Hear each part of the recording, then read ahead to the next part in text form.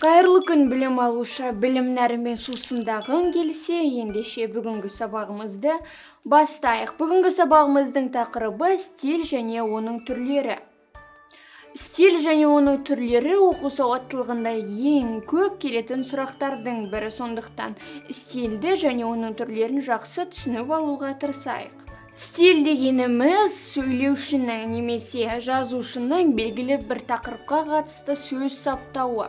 Стиль сөзі латын тілінен аударғанда жазу мәнері деген мағынаны білдіреді. Оқушылар, жалпы стиль ұғымы сендерге түсінікті деген ойдамын. Ендеше бірден стильдің түрлеріне тоқтала кетейік. Қазақ тілінде стильдің 5 түрі бар. Олар: ауызекі сөйлеу стилі, ғылыми стиль, публицистикалық стиль, көркем әдебиет стилі және ресми іс-қағаздар стилі. Сендерге түсінікті болу үшін әрқайсысына жеке-жеке тоқталып көрейік. Алғашқы тоқталатынымыз ғылыми стиль. Ғылыми стильде зат немесе құбылыс ғылыми түрде сипатталады, яғни ғылыми стиль дәлелдеуді қажет етеді. Ғылыми стиль көптеген еңбектерде, баяндамаларда қолданылады. Ендігі кезекте ғылыми стильдің өзіне тән ерекшеліктеріне тоқталайық. Дәл осы ерекшеліктер арқылы сендер мәтіннен ғылыми стильді таба аласыңдар. Алғашқы ерекшелігі: мәтінде ғылыми терминдер мол қолданылады. Екінші бір ерекшелігі: мұнда ой, тұжырым, процесс белгілі бір формулаға немесе терминге негізделіп түсіндіріледі. Яғни ғылыми стильдің ерекшелігі сонда, мұнда ой күрделі баяндалады, алайда оның барлығы белгілі бір формула мен терминге негізделеді. Үшінші бір ерекшелігі: мұнда ой нақты әрі дәлелді бейнеленеді, яғни мұнда экспрессивті, эмоционалды сөздер болмайды. Мұнда көп жағдайда сұраулы және лепті сөйлемдердің орнына хабарлы сөйлем жиі қолданылады. Оқушылар, ғылыми стиль сендерге түсінікті болды деген ойдамын, яғни ғылыми стильдің ерекшеліктеріне назар аударсаңдар, сендер мәтіннің ғылыми стильге жататындығын немесе жатпайтындығын оңай ажырата аласыңдар. Ендігі кезекте ғылыми стильге мысал келтіріп көрейік. Фотосинтез жасыл жапырақ органоидтері, яғни хлоропласт арқылы күн сәулесі энергиясының химиялық байланыс энергиясына айналуы.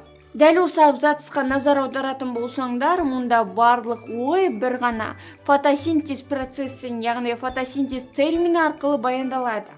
Сонымен қатар хабарлы сөйлем арқылы берілген. Оқушылар, ғылыми стиль сендерге түсінікті болса, ендігі кезекте келесі стиль түріне тоқталып өтейік. Ендігі тоқталатын стиль түрі ол ресми іс-қағаздар стилі. Ресми іс-қағаздар стилін түсіндірмес бұрын, іс-қағаздар дегеніміз не деген сауалға жауап беріп кетейік. Іс-қағаздар дегеніміз адамның немесе фирманың белгілі бір мекеменің атқаратын қызметіне, жұмысына байланысты ауызша немесе жазбаша қарым-қатынас құралы. Ал ресми іс-қағаздар стилі дәл осы іс-қағаздардың арқасында құралады. Яғни ресми іс-қағаздар стилінде міндетті түрде жеке адамға немесе фирмаға қатысты белгілі бір құжаттар, деректемелер болуы тиіс. Ендігі кезекте ресми іс-қағаздар стилін анықтау үшін оған тән ерекшеліктерге тоқталып өтейік. Бірінші ерекшелігі: мәтін өте жинақы құрылады.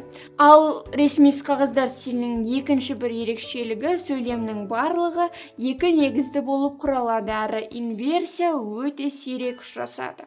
Оқушылар, мұндағы инверсия дегеніміз сөйлем мүшелерінің орнының ауысуы. Көп жағдайда инверсия өлең жолдарында болады. Үшінші бір ерекшелігі: мәтін баяндау үлгісінде жазылады, яғни дәл осы құжаттардың барлығы арнайы белгілі бір үлгі бойынша толтырылады. Мысал ретінде ресми іс-қағаздар стиліне қолхатты, бұйрықты, мінездемені, шағымды немесе басқа да қарым-қатынас құралдарын, яғни қарым-қатынасты білдіретін іс-қағаздарды жатқыза аламыз. Оқушылар, сендерге ресми іс-қағаздар стилі түсінікті болды деген ойдамын.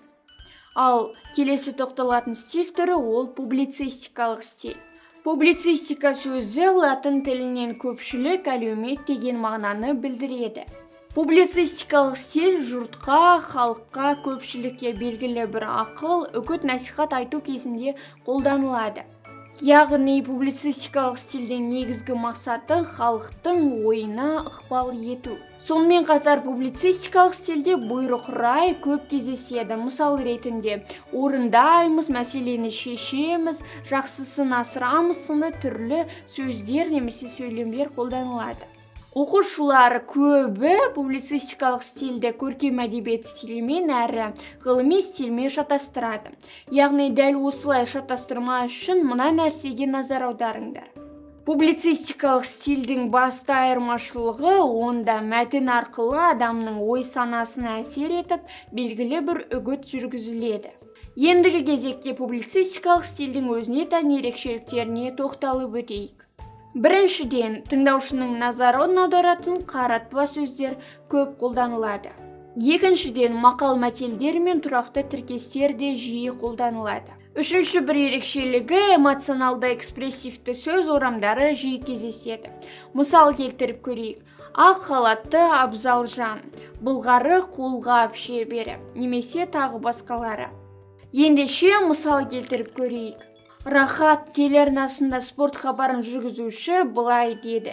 Кезекте тұрған адамдар көп екен. Аудан көлемінде спортшы балаларды іріктеу керек. Дәл осы мысалда спорт жүргізушісі аудан балаларын спорт бойынша іріктеу керек екендігіне үгіт насихат жүргізуде. Оқушылар тағы бір ескеретін жайт публицистикалық стильге жататын мынадай бір шығарма бар. Ол Баубек Бұлқышевтың «Шығыс ұлына хат» деген шығармасы. Дәл осы шығарма кітапта берілсе де, ол көркем әдебиет стиліне емес, публицистикалық стильге жатады. Себебі дәл осы шығармада Баубек Бұлқышев ұлдарды, яғни шығыс ұлын, елін жерін сүюге, батыл болуға шақырады. Яғни мұнда үгіт насихат жүргізілген. Келесі тоқталатын төртінші стиль түрі ол көркем әдебиет стилі. Яғни әдеби шығармаларда кездесетін стиль түрі. Көркем әдебиет стиліне тән ерекшеліктер мынадай. Көркем әдебиет стилінде проза, поэзия, драматургия жанрында жазылған шығармалар белгілі бір оқиғаның суреті бейнесінде баяндалады, әңгімеленеді. Яғни көркем әдебиет стилінде басты кейіпкердің немесе жай ғана кейіпкердің сөзі, ойы, көзқарасы, мінезі, түрлі барлық құбылыстар да баяндалады. Сонымен қатар мәтінді ерекшелендіру үшін экспрессивті эмоционалды сөздер әрі синонимдер молынан қолданылады. Көркем әдебиет стилінің тағы бір ерекшелігі мұнда эмоция, яғни интонация да беріледі. Мысал келтіріп көрейік. Бұл қағазды Ғайша жүрегінің қайғысы мен өз өмірінің өкінішті арманын түгендеп жазып еді. Мұхтар Әуезов.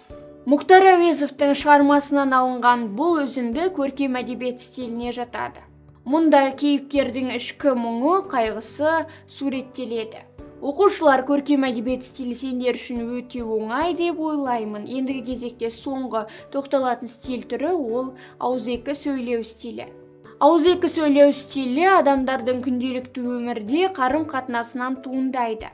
Ауызекі сөйлеу стилінің өзіне тән тағы бір ерекшелігі ауызекі сөйлеу стилінде барлық мәтінде айтылатын сөзде ешбір дайындықсыз импровизациямен, яғни ойда жоқта шығарылады. Сонымен қатар ауызекі сөйлеу стилінде тіл нормасына сай емес сөздер, жаргон сөздер, диалект сөздер де кездесе береді. Сонымен қатар толымсыз сөйлемдер мол ұшырасады. Ендеше мысал келтіріп көрейік. Сәуле, қалайсың? ұбт-ға дайындығың қалай? Сені көрмегелі біраз болыпты. Дайындығым күшті. 140 аламын деген ойдамын. Дәл осы сөйлемдегі екі оқушының бір-бірімен сөйлескен қарым-қатынасы, яғни диалогы, мұнда ауызекі сөйлеу стиліне жатады. Оқушылар, бүгінгі сабағымыз сендерге түсінікті болды деген ойдамын. Келесі кездескенше сау болыңдар.